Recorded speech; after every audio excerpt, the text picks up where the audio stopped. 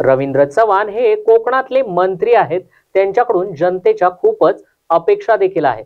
महामार्ग पूर्ण न झाल्यामुळे सगळ्यांना त्रास सहन करावा लागतोय. रवींद्र चव्हाण आणि रामदास कदम यांच्यामध्ये काय वाद आहे यामध्ये आम्हाला रस नाही. सरकारमध्ये एक वाक्यता नाहीये हे पुन्हा एकदा दिसून आलंय. यामुळं कोकणचा विकास देखील होऊ शकत नाहीये. निवडणुकीत जे काय कोकणामध्ये पैसे वाटप झालं त्यामुळेच त्यांना विजय मिळालाय. मात्र आता जनता सुज्ञ झाली आहे. ते यापुढे त्यांची जागा त्यांना दाखवून देतील असं वक्तव्य वैभव नाईक यांनी केलं आहे. खरं तर रवींद्र चव्हाण हे सिंधुदुर्ग जिल्ह्यातले आणि कोकणातील मंत्री आहेत.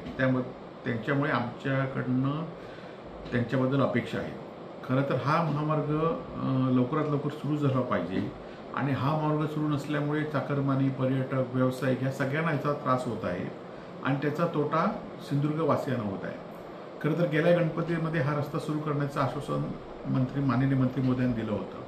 खरं दोन मंत्र्यांमध्ये किंवा दोन नेत्यांमध्ये काय वाद आहे याच्याबद्दल आम्हाला किंवा कोकणातील जनतेला काही देणं घेणं नाही. लवकरात लवकर महामार्ग सुरू झाला पाहिजे.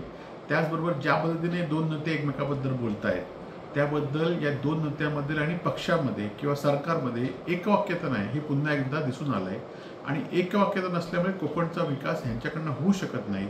त्यामुळेच निवडणुकीमध्ये जो काय पैसे वाटप झालं मोठ्या प्रमाणात कोकणामध्ये आणि त्याच्यामुळेच त्यांना विजय मिळालेला आहे आणि आता मात्र जनता सुज्ञ झालेली आहे. जनता या गोष्टीचा निश्चित अभ्यास करेल आणि विधानसभा निवडणुकीमध्ये पुन्हा एकदा शिवसेनेच्या पाठीशी कोकणातील जनता राहील.